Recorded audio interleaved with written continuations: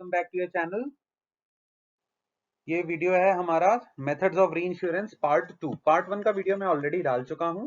ठीक है, अभी हम पार्ट 2 की बात करेंगे। यहाँ पे हम पढ़ेंगे सरप्लस री इंश्योरेंस के बारे में हमने पढ़ लिया है। अब हम बात करेंगे यहाँ पे सेकेंड मेथड जो कि हमारा कोटा शेयर री इंश्योरेंस के बारे में। ठीक है, अभी हमारा क्या चल रहा है, प्रोपोर्शनल री इंश्योरेंस मेथड्स में पार्ट 2। फर्स्ट पार्ट हमारा कंप्लीट है। ठीक है,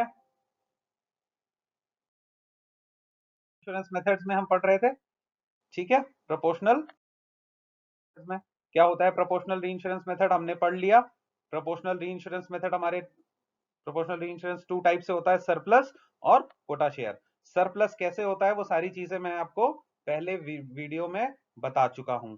अब हम पढ़ेंगे कोटा शेयर के बारे में। अब कोटा शेयर इंश्योरेंस जो होता है वो दो तरह से होता है। एक होता है हमारा फिक्स्ड कोटा शेयर और एक होता है हमारा वेरिएबल कोटा शेयर। ठीक है, ये हमारा कोटा शेयर री इंश्योरेंस है जो कि एक हमारा प्रोपोर्शनल री इंश्योरेंस मेथड है।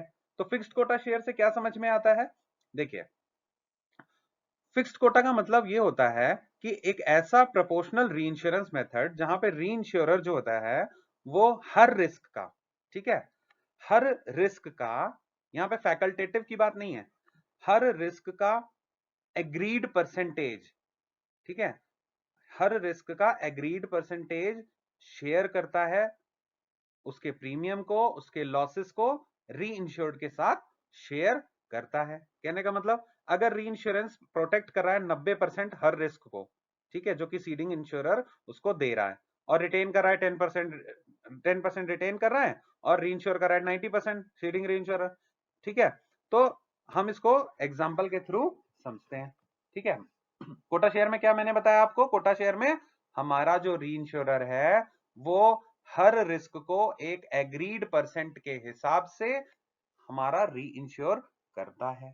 ठीक है, ये आई होप क्लियर हो गया आपका। आइए इसके बारे में हम थ्योरी देखते हैं।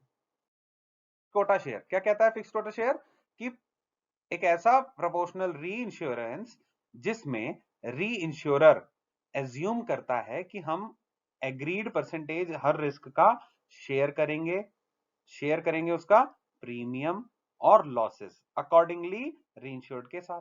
अगर इंश्योरेंस प्रोटेक्ट कर रहा है 90% हर रिस्क को, तो सीडिंग री इंश्योरर को क्या करना पड़ेगा, सीडिंग इंश्योरर को क्या करना पड़ेगा, 10% रिटेन कर सकता है वो और री इंश्योर करना पड़ेगा 90% हर रिस्क को। अब हम एग्जांपल के थ्रू समझते हैं इसको। देखिए जैसे हमारा किसी पॉलिसी का सम इंश्योर्ड 5 लाख है, ठीक है, किसी पॉलिसी का सम इंश्योर्ड हमारा 5 लाख है, तो सीडिंग इंश्योरर 10% के हिसाब से अगर लेगा, ठीक है, फिक्स्ड कोटा शेयर अगर 10% है तो सीडिंग इंश्योरर के पास कितना रिटेंशन है, 50,000, और इंश्योरर को कितना जा रहा है, 4.5 लाख। अच्छा, अगर वही पॉलिसी दूसरी पॉलिसी है, ये पॉलिसी 1 थी, ये पॉलिसी 2 है, ये पॉलिसी 3 है, अब पॉलिसी 2 जो है वो 50 लाख की है, तो 50 लाख की पॉलिसी में 10% सीडिंग इंश्योरर के पास जाएगा 5 लाख रुपीस सम इंश्योर्ड, और री इंश्योरर को कितना जाएगा 45 लाख। तो हम यहां क्या देख रहे हैं कि जैसे जैसे परसेंटेज, सॉरी, सम इंश्योर्ड बढ़ रहा है, 5 लाख से 50 लाख हुआ, 50 लाख से 1.5 करोड़ हुआ, तो परसेंटेज की जो वैल्यू है वो तो फिक्स है, फिक्स्ड कोटा शेयर में परसेंटेज 10% फिक्स है, मगर जो आपका इंश्योरर का रिटेंशन है वो बढ़ता जा रहा है। ठीक है, इंश्योरर का रिटेंशन बढ़ता जा रहा है और री इंश्योरर को जो जा रहा है वो भी हमारा उसी प्रोपोर्शन में बढ़ रहा है। तो इसी चीज को हम समझते हैं कि वेरिएबल कोटा शेयर में क्या होता है। ये हो गया fixed quota share. Fixed quota share यानी कि हर पॉलिसी में ऑटोमेटिकली आपका फिक्स्ड एग्रीड परसेंटेज रहेगा, वो हमारा री इंश्योरर को चला जाएगा और फिक्स्ड परसेंटेज हमारा री इंश्योरेंस इंश्योरेंस कंपनी जो है, री इंश्योर्ड जो है, वो अपना रखेगी। ठीक है, तो अब हम समझते हैं इसका second part. Fixed quota insurance हम पढ़ रहे थे, फिक्स्ड कोटा। ठीक है, अब हम पढ़ेंगे इस चीज की, इस एनोमली को दूर करने के लिए किस चीज की उत्पत्ति हुई, उत्पत्ति हुई वेरिएबल कोटा शेयर की, वेरिएबल कोटा शेयर री इंश्योरेंस की। वेरिएबल कोटा शेयर क्या करता है, अब वेरिएबल कोटा शेयर क्या करता है, कोटा जो है वो वेरिएबल हो रहा है, ठीक है। कोटा शेयर क्या कहता है, फिक्स्ड होना चाहिए, फिक्स्ड कोटा शेयर, ठीक है। अब वेरिएबल हो रहा है, ये कोटा जो है वो वेरिएबल हो रहा है। अब परसेंटेज जो है वो वेरी कर रहा है, ठीक है। ये देखिए परसेंटेज हमारा वेरी कर रहा है। अब कहने का मतलब क्या है, वेरिएबल कोटा शेयर एक ऐसा मेथड है जहां पे परसेंटेज ऑफ रिटेंशन जो है वो वेरी कर रहा है different limits of some insured के लिए। जैसे जैसे हमारा सम इंश्योर्ड चेंज हो रहा है वैसे वैसे हमारा जो रिटेंशन है वो वेरी कर रहा है, और वो रिड्यूस कर रहा है किससे, जैसे जैसे हमारा सम इंश्योर्ड बढ़ रहा है वैसे वैसे हमारा रिटेंशन कम हो रहा है। क्यों, क्योंकि देखिए अगर हम ऐसा नहीं करेंगे तो हमारा कोई एक सिंगल लॉस पूरी उस इंश्योरेंस कंपनी का दिवालिया कर सकता है। इसीलिए बहुत बड़े बिजनेसेस जब हम शेयर करते हैं तो उसका री इंश्योरेंस मैंडेटरी हो जाता है। बट फिक्स्ड कोटा शेयर में वो परसेंटेज अगर हम फिक्स रखेंगे तो आपका, जैसे आपने देखा था कि 10% फिक्स था तो 50,000, 5 लाख और 15 लाख जो भी वैल्यूज थी वो बढ़ रही थी। अब कोई कंपनी का अगर लॉस कैपेसिटी 15 लाख की नहीं हो तो वो इतने हाई सम इंश्योर्ड का नहीं ले सकता ना सिंगल लॉस के लिए। तो उसके लिए क्या करना पड़ेगा, उसके लिए जैसे जैसे सम इंश्योर्ड बढ़े वैसे वैसे अपना रिटेंशन कम करो। रिटेंशन कम करोगे कि मतलब वेरिएबल कोटा में चले आओ, वेरिएबल कोटा शेयर में आ जाओ। अब इस एग्जांपल को समझिए कि सम इंश्योर्ड 5 लाख था, रिटेंशन 10% थी, तो सीडिंग इंश्योरर 50,000 का लॉस ले रहा था, मतलब 50,000 रिटेन कर रहा था, 4.5 लाख दे रहा था।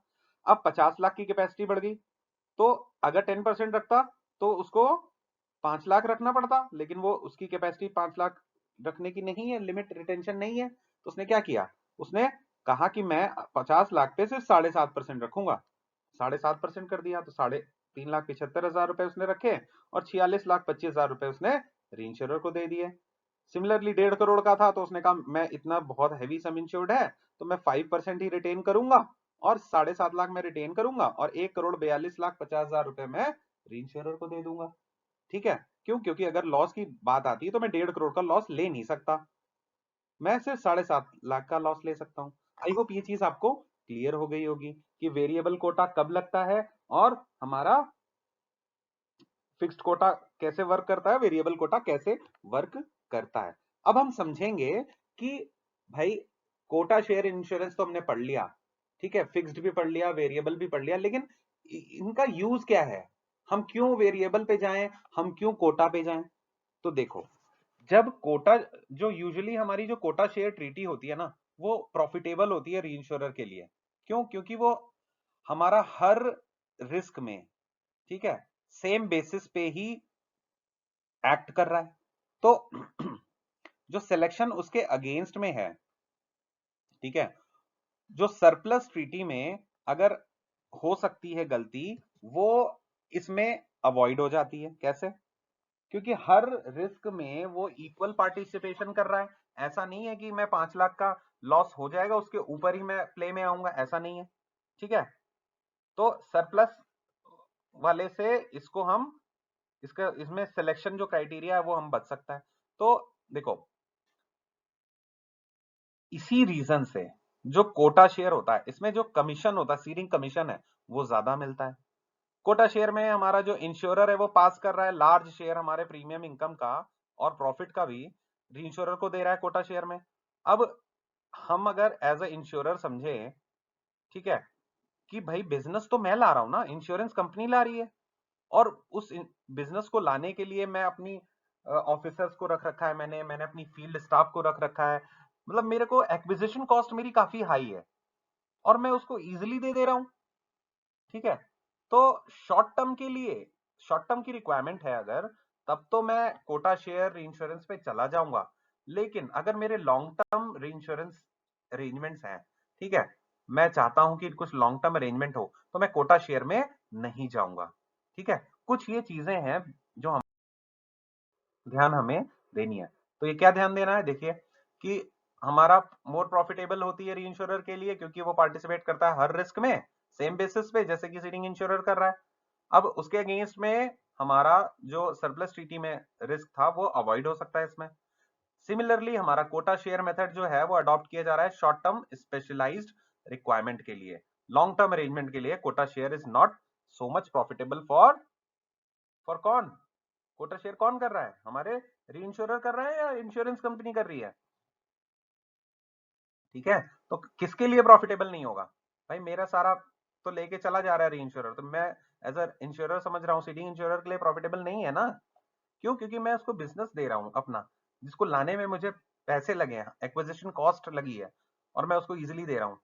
ठीक है, अब हाँ, कोटा शेयर में देखिए, अगर ये कब प्रॉफिटेबल होगा, मतलब ये इसको हम यूज क्यों करें? अब आप बोलोगे कि यार ये ऐसी बात है तो कोटा शेयर लोग यूज ही क्यों कर रहे हैं? देखो, ऐसा कोई किसी एक ऐसी टेरिटरी में आप बिजनेस करने जा रहे हैं जहां पे आप बहुत ज्यादा अनसर्टेन हो, तो वहां पे quota share is very profitable. क्यों? क्योंकि आपको कम कम रिस्क में आप वहां पे अपने एवेन्यूज सर्च कर सकते हो। ठीक है, वहां पे आप कर सकते हो। ठीक है, newly establish insurer with low capital, कोई नया इंश्योरर है जिसके पास लो कैपिटल है, ठीक है, वो ऐसा वो कोटा शेयर इंश्योरेंस करेगा। ठीक है, और तब तक करेगा जब तक कि उसका पोर्टफोलियो जो है ना रीजनेबल साइज का नहीं बन जाता। क्यों? क्योंकि उसके बाद ही वो अपने सरप्लस मेथड में जाएगा, क्योंकि रिटेंशन कैपेसिटी उसकी लो होती है। अब सीडिंग इंश्योरर क्या कह रहा है कि भाई सीडिंग इंश्योरर है, कोई new class of insurance business है जो उसने पहले कभी नहीं किया या न्यू टेरिटरी में करना चाह रहा है, तब वो यूज करेगा हमारा कोटा शेयर इंश्योरेंस को। ठीक है, क्यों? क्योंकि हमारे जो री इंश्योरर्स होते हैं उनकी एक्सपर्टीज और उनके सपोर्ट से हमारा जो लॉसेस हैं वो हमारे रेस्ट्रिक्ट हो सकते हैं। तो इन केसेस में हम हमारे कोटा शेयर इंश्योरेंस को, जो कि हमारे फिक्स्ड कोटा शेयर और वेरिएबल कोटा शेयर इंश्योरेंस है, उसके थ्रू इस्तेमाल कर सकते हैं। आई होप आपको ये लेक्चर समझ आ गया होगा कि कोटा शेयर इंश्योरेंस कैसे वर्क करता है और कोटा शेयर कितने टाइप का होता है। Thank you for watching this video and keep learning the video with your friends and thank you.